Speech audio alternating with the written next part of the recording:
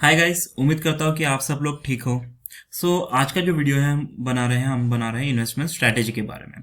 तो investment strategy एक बहुत बड़ा क्वेश्चन है हर इंसान के लिए कि जो चाहता है कि हम हमारा पैसा इन्वेस्ट तो करना चाहते हैं, लेकिन किस तरीके से करें ताकि हमारा इन्वेस्टमेंट जो है वो काफ़ी फ्रूटफुल रिटर्न दे पाए और सेफ रहे, क्योंकि हर इंसान चाहता है कि उसे एक रिस्क फ्री इन्वेस्टमेंट करना है। राइट। तो मार्केट में इन्वेस्टमेंट करने के काफ़ी कुछ तरीके अवेलेबल हैं, जैसे कि आप इन्वेस्ट कर सकते हो गोल्ड में, आप इन्वेस्ट कर सकते हो म्यूचुअल फंड में, आप इन्वेस्ट कर सकते हो एसआईपीज में। राइट। काफ़ी कुछ ऑप्शंस अवेलेबल है जो आप मार्केट में इन्वेस्टमेंट कर सकते हो। बट काफ़ी लोगों को एक ये प्रॉब्लम होता है कि इन्वेस्टमेंट हम लोगों ने स्टॉक्स में किया तो कहीं मार्केट गिर ना जाए। अगर हम लोग इन्वेस्टमेंट कर रहे हैं एसआईपी में, तो अगर मार्केट गिरता है तो एसआईपी का वैल्यू कम ना हो जाए। अगर हम इन्वेस्टमेंट कर रहे हैं गोल्ड में और आगे जाके गोल्ड का अगर रेट कम होता है तो हमें कैसे रिटर्न्स मिलेगा। हम अगर इन्वेस्टमेंट किसी और चीज़ में कर रहे हैं तो उस स्कीम में हमें क्या रिटर्न्स मिलेगा। तो ये काफ़ी कुछ सारा क्वेश्चन हर इंसान को रहता है। इन्वेस्टमेंट करने का एक तरीका ऐसा भी होता है कि हम लोग डाइवर्सिफाइड पोर्टफोलियो हमें बनाना चाहिए। डाइवर्सिफाइड पोर्टफोलियो हम उसे कहते हैं जिसका क्या मतलब होता है कि हमारा हिस्से का कुछ कुछ जो इन्वेस्टमेंट का परसेंट है वो किसी एक पर्टिकुलर चीज में हम लोग इन्वेस्ट करते हैं। जैसे कि अगर हम लोग इन्वेस्ट करना चाहते हैं XYZ अमाउंट, जो भी हम इन्वेस्ट करना चाहते हैं उसका कुछ प्रतिशत हम इस ऑप्शन में करेंगे, हम गोल्ड में करेंगे, या फिर हम म्यूचुअल फंड में करेंगे, हम एसआईपी में करेंगे। तो हम लोग ऐसा उसको डिफ्रेंशिएट करते हैं कि कितना प्रतिशत हमारा इन्वेस्टमेंट हमने किस किस ऑप्शंस में करना चाहिए। तो आज हम उस बारे में डिस्कस करेंगे। सबसे पहला क्वेश्चन तो ये होता है कि हमें कितना इन्वेस्टमेंट हर महीने करना चाहिए, क्योंकि हर कोई चाहता है कि इन्वेस्टमेंट करे, बट कितना इन्वेस्ट करे वो किसी को शायद कंफ्यूज होता है, या कोई चाहता है कि हमें कोई ऑप्शन मिले जिससे हमें पता चले कि हम लोगों ने कितना इन्वेस्ट करना चाहिए। तो बेसिकली हर इंसान को ये एक रूल पता होगा जो कि है 50-30-20 का, जिसके बारे में हम डिस्कस करेंगे। 50-30-20 का रूल ये कहता है कि 50% आप ऐसी चीज़ों में यूज़ करो आपके सैलरी का जो कि आपकी नीड्स हैं, यानी कि जो ज़रूरत है। जैसे कि आपको रेंट भरना है, आपको अगर होम लोन है तो आप ईएमआई भर रहे हो उसका, आपका राशन होता है जैसे फूड है, यूटिलिटी बिल्स जैसे कि लाइट बिल हो गया, टेलीफोन बिल्स हो गए। अगर इंश्योरेंस किसी ने निकाल रखा है, जैसे टर्म प्लान किसी ने निकाल रखा है, या फिर मेडिकल इंश्योरेंस निकाल रखा है, तो उसका जो प्रीमियम होना चाहिए हर मंथली का एडजस्ट करके 50% सैलरी से आपके ज़्यादा नहीं होना चाहिए। फिर आता है 30%। 30% जो है वॉन्ट्स, यानी कि जो है इच्छाएं। तो जैसे कि हर किसी को इच्छा होती है कि मुझे एक लग्जरी लाइफ जीनी है, राइट, क्योंकि हम लोग कमाते ही उसी लिए कि ताकि हम लोग अच्छे से लाइफ हमारी जी सके। राइट। तो उसके लिए क्या करना चाहिए, अगर हम लोगों को अगर अच्छे से लाइफ जीना है तो हम लोगों को 30% जो सैलरी का हिस्सा है हम लोग उसके लिए हम खर्च कर सकते हैं। लेकिन उस 30% को भी अगर हम मिनिमाइज करें तो हम काफ़ी और सेव कर सकते हैं। बट एटलीस्ट 20% जो आपका इनकम है सैलरी का, या फिर बिजनेस इनकम जो मंथली बोले, तो वो आपको सेव करना ही चाहिए, जो कि आपको आगे जाके अच्छा रिटर्न्स भी दे सकता है और आपके लिए बेनिफिट भी रह सकता है इन फ्यूचर। अगर आपको कोई मुसीबत आती है या कुछ इमरजेंसी लगता है तो आप उस पैसे को आप यूटिलाइज कर सकते हैं। तो 30% में जो इच्छा है उसमें आता है आपका ट्रैवलिंग कॉस्ट आता है, कि आप जैसे कि आपको कहीं दूर जाना पसंद है तो आप ट्रैवलिंग करते हो, तो ट्रैवलिंग का कॉस्ट आप 30% सैलरी से ज़्यादा नहीं होना चाहिए। या फिर लग्जरी आइटम्स कुछ परचेज करते हो तो उसका भी 30% से ज़्यादा आपका नहीं होना चाहिए। तो ओवरऑल सब मिला के आपका 30% का जो पर मंथ का जो सैलरी का जो आपका स्ट्रक्चर हो सकता है उससे ज़्यादा वो नहीं जाना चाहिए। बट 20% आपने हर महीने आपने फिक्स कर लेना है कि आपको 20% हर महीने आपको इन्वेस्ट करना ही है, ताकि आपको अच्छा रिटर्न्स भी मिले और आगे जाके आप अपनी लाइफ अच्छे से जी भी सकें। राइट। अभी हमें ये तो पता चल गया कि हमें 20% इन्वेस्ट करना है, बट 20% हमें इन्वेस्ट कहाँ करना है और ऐसी कौन सी स्ट्रैटेजीज है कि जहाँ पे हम लोग इन्वेस्ट कर सकते हैं और हमको अच्छा रिटर्न्स मिल सकता है। तो कुछ स्ट्रैटेजीज है, जैसे कि गोल्ड में आप इन्वेस्ट कर सकते हो, कुछ है कि आप स्टॉक्स में इन्वेस्ट कर सकते हो, कुछ है कि आप म्यूचुअल फंड बाय कर सकते हो जैसे कि एसआईपीज हैं, कुछ है कि आप एफडी में इन्वेस्ट कर सकते हो, कुछ है आप यूलिप या एलआईसी प्लान्स ले सकते हो। इसमें कुछ फायदा ऐसा भी है कि आपको टैक्स सेविंग का भी फायदा इसमें मिलता है। फिर कुछ गवर्नमेंट के बॉन्ड्स आते हैं, आप वो परचेस कर सकते हो कि जिससे आपको अच्छा आपको रिटर्न भी मिले और वो सेफ भी है। फिर आता है पीपीएफ, तो आप पीपीएफ में भी इन्वेस्ट कर सकते हो। पीपीएफ यानी पब्लिक प्रोविडेंट फंड। फिर आती है गवर्नमेंट की कुछ स्कीम्स रहती है जो आप उसमें इन्वेस्ट कर सकते हो। तो अभी हमें ये पता चल गया कि हमें इन्वेस्टमेंट कहाँ करना है, बट हमें कितना परसेंट किस किस चीज में इन्वेस्ट करना है। अगर हम इस तरीके से करेंगे तो हमारा पोर्टफोलियो कैसे डाइवर्सिफाइड होगा, तो हम उस बारे में भी डिस्कस करते हैं। राइट। तो अब जैसे इन्वेस्टमेंट आपको पता चल गया कि 20% सैलरी का आपको इन्वेस्ट करना ही है। राइट। बट किस तरीके से करना है, किस परसेंटेज में करना है, तो उसके लिए कुछ एक ऐसा फिक्स तो एक क्राइटेरिया नहीं होता है, बट एक हम लोग एक सजेस्ट करेंगे कि आप इस क्राइटेरिया अगर आप फॉलो करते हो तो आपको रिटर्न्स भी अच्छा मिल सकता है और आप रिस्क फ्री रिटर्न्स ले सकते हो और आपका जो कैपिटल है, जो भी आपने इन्वेस्ट किया है, वो रिस्क फ्री हो सकता है, ताकि गोइंग फॉरवर्ड आगे जाके आपको ये तो पता रहेगा कि आपका जो कैपिटल आपने इन्वेस्ट करा है वो सेफ है, राइट। तो 15% आप गोल्ड परचेस कर सकते हो। जो आपका 20% अमाउंट सपोज आपने जो बचाया है, तो उसमें से जो 20% में से जो 15% होता है वो आप गोल्ड परचेस कर सकते हो। 20% आप स्टॉक्स परचेस करने के लिए यूज करिए। तो स्टॉक्स आप इस कंपनी, ऐसे कंपनी के परचेस कीजिए जिसके बारे में आपको पता हो, जैसे कि कंपनी का वैल्यूएशन आपको पता हो, कंपनी का गुडविल क्या है, कंपनी कैसा परफॉर्म कर रही है ओवरऑल, और उसका ग्रोथ ईयर कैसा है। क्योंकि और हम ये सजेस्ट करेंगे कि आप अगर ऐसी कंपनीज में इन्वेस्ट करते हैं जो कि आपके फील्ड से रिलेटेड हो, जैसे कि अगर आप आईटी में काम करते हो तो आपको टेक्नोलॉजी के बारे में पता है, टेक्नोलॉजी रिलेटेड कंपनीज में इन्वेस्ट करें, तो आपको थोड़ा उस बारे में पढ़ना कम रहेगा और आपको अपडेट्स काफ़ी मिलते रहेंगे। अगर आप मैन्युफैक्चरिंग सेक्टर में तो आप मैन्युफैक्चरिंग डोमेन में इन्वेस्ट करें, आप अगर पावर सेक्टर्स में हो तो आप पावर सेक्टर्स में इन्वेस्ट करें, जिससे कि आपको रिलेटेड न्यूज़ आपको डे टू डे मिलती रहेगी और आप उसमें उस तरीके से आप इसमें इन्वेस्ट करते रहेंगे। क्योंकि मार्केट में काफ़ी स्टॉक्स है जिसमें आप इन्वेस्ट कर सकते हो, तो ऐसा आप लिमिटेड ना रहे कि आपको पर्टिकुलर इसी स्टॉक्स में करना है। मार्केट में काफ़ी स्टॉक्स है जो आपके फील्ड रिलेटेड है, आप उसमें भी इन्वेस्ट कर सकते हो और आपको अच्छा उसमें रिटर्न्स मिल सकता है। फिर 25% का आपका जो आपको हमेशा एसआईपी में आपको डालना है, ताकि 25% जो एसआईपी में अगर आपको डालते हो तो जो म्यूचुअल फंड में आप इन्वेस्ट करते हो उसके लिए फंड मैनेजर्स होते हैं जो कि आपका एसआईपी और म्यूचुअल फंड मैनेज करते हैं और आपको अच्छा रिटर्न्स वो वहां से दिला सकते हैं। 25% सैलरी का जो है आपको एफडी में या फिर आरडी में डालना है।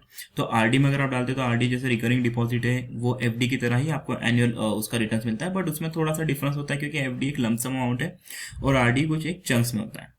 फिर आप 15% एलआईसी या यूलिप प्लान ले सकते हो जिसको कि आपको टैक्स बेनिफिट भी मिल सकता है। तो एफडी में भी आपको टैक्स बेनिफिट मिलता है अंडर एटीसी का, अगर आप 5 साल के ऊपर का आप टैक्स सेवर प्लान लेते हैं तो।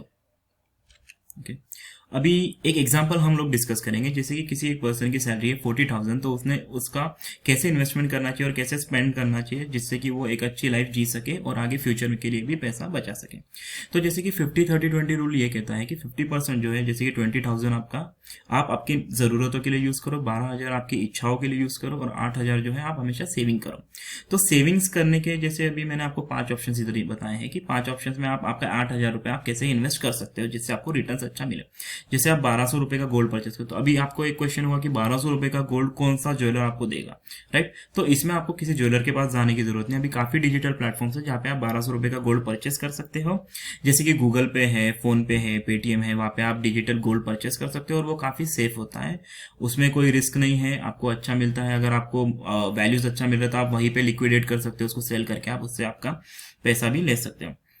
1,600 रुपए जो आप स्टॉक्स में इन्वेस्ट करें, आप ऐसे कंपनी के स्टॉक्स में इन्वेस्ट करें कि जिसके बारे में आपको पता हो उसका, लेकिन कंपनी में इन्वेस्ट करने के पहले उसका वैल्यूएशन चेक करें, उसका टेक्निकल एनालिसिस करें, उसके बारे में पहले उसका बिजनेस वर्कफ्लो क्या है, उसके आगे जाके उसका सेक्टर कैसे काम करने वाला है, क्या है, उस बारे में थोड़ी इन्फॉर्मेशन गेन कर लीजिए और फिर आप 1,600 रुपये स्टॉक्स में आप इन्वेस्ट करें।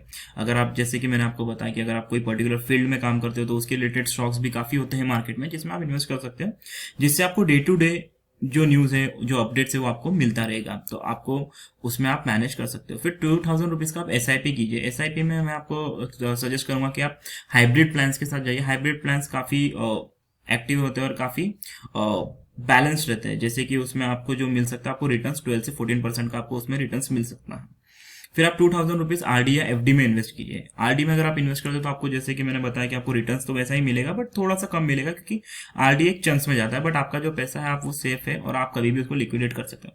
फिर एलआईसी और यूलिप प्लान आप 1,200 रुपए का प्रीमियम तक का कोई भी प्लान आप परचेस कर सकते हो, जो कि एक मनी बैक पॉलिसी भी होती है और आपको टैक्स में प्रीमियम जब आप पे करते हो तो उसमें आपको टैक्स में बेनिफिट भी दे सकती है, ताकि आप ऐसा डिक्लेयर भी कर सकते हो, राइट। तो ये कुछ एक डाइवर्सिफाइड पोर्टफोलियो होता है। इसमें ऐसा होता है कि आपने अभी 5 जगह आपने इन्वेस्ट कर दिया, राइट। तो अगर जैसे कि आपने, अगर सपोज कि आप सिर्फ आपका पूरा 8,000 अगर आप स्टॉक्स में इन्वेस्ट कर रहे हो, तो अगर मार्केट कहीं पे क्रैश होता है तो आपका जो पैसा होता है वो पूरा डूबने के चांसेस है, राइट। बट आपने क्या किया, आपने आपका 8,000 रुपये 5 जगह लगाया है, तो आपको जो रिटर्न्स है, आपको रिटर्न्स माना है कि आपको स्टॉक से कम मिलेगा, बट एटलीस्ट आपका जो कैपिटल है वो सेफ है और आपको जो रिटर्न्स मिलना है कि आपको अच्छा खासा रिटर्न्स उसमें मिल ही जाएगा, क्योंकि आपने 5 जगह पैसा लगाया, राइट। अभी मार्केट के ऊपर अगर आप डिपेंड करो तो स्टॉक्स और म्यूचुअल फंड मार्केट के ऊपर होता है, राइट। अगर मार्केट अच्छा जाता है तो आपको स्टॉक्स और म्यूचुअल फंड का वैल्यू भी बढ़ेगा, बट अगर मार्केट क्रैश होता है या मार्केट में कुछ प्रॉब्लम आता है तो आपका उधर जो गेन है, आपका जो कैपिटल है वो भी आपके रिस्क में आ सकता है। जैसे गोल्ड, हमें पता है कि गोल्ड हम हमेशा परचेस करते हैं हर, जैसे हम इंडियंस लोगों का एक ये रहता है टेंडेंसी कि हम हर सेरेमनी पे या फिर घर में कोई फंक्शन हो तो हम गोल्ड परचेस करते हैं, राइट। अगर आप मंथली अगर कुछ पर्टिकुलर चंक्स आप गोल्ड हमेशा इन्वेस्ट करेंगे तो आपको एक एवरेज प्राइस मिलेगा, जो कि आपको अगर आगे जाके आपको एक एज ए इन्वेस्टमेंट आपको सेल भी करना है तो आपको वो अच्छा खासा इनकम आपको दे सकता है, अच्छा खासा रिटर्न आपको दे सकता है। कि गोल्ड का एनुअल रिटर्न का जो हिस्टोरिकल डेटा है, जैसे कि हम लोग अगर हिस्ट्री कंपेयर करें तो 8 से 10% उसका एनुअल रिटर्न गोल्ड का हर साल उसका गेन मिला ही है, राइट।